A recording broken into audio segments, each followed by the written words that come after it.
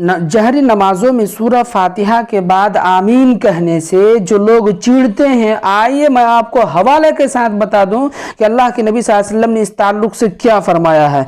सूरह फातिहा के आखिर में सूरह फातिहा के आखिर में आमीन कहने की नबी करीम सल्लल्लाहु अलैहि वसल्लम ने बड़ी ताकीद और फजीलत बयान फरमाई है। इसलिए इमाम और मुक्तदी हर एक को आमीन कहनी चाहिए।